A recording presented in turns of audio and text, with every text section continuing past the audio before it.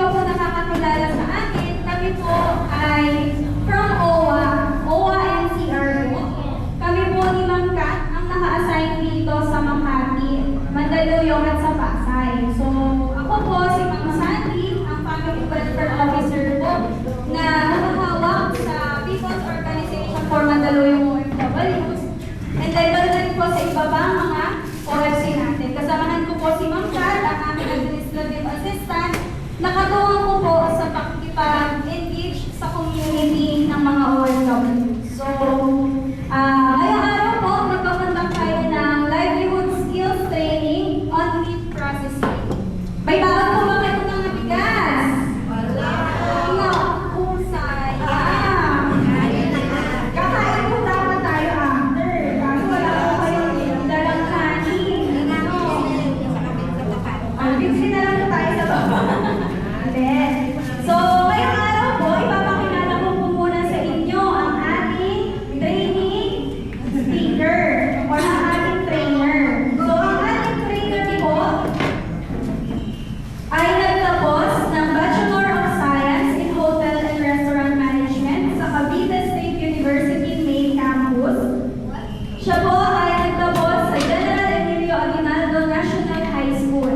Ganun din po, nagtapos siya sa General Emilio Aguinaldo Cavite. And then, ang mga training and work experience, bakit nga ba si trainer ngayon ang ating trainer? Siya po ay Chief Cook sa Jebsen PTC Incorporation. Siya rin po ay Chief Cook sa Barry Waffy Bob Career. Siya po ay Chief Cook. Pahirap po ng pahirap, awit lang po.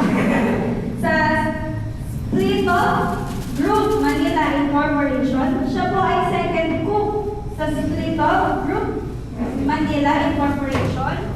And then, siya din po ay may credential na NC3 certificate sa Ship's Catering. And then, meron din po siyang mga skills for culinary skills, food service, baking, good communication, computer skills in lahat po ng software, alam mo na, CapCut editing, Canva editing, and so forth. Ang ating pong speaker ay bata-bata pa, no? So, wala na pong tumpik-tumpik pa. Ilalabang po natin ang ating speaker. Siya po ay si Sir Mark Angelo Angge.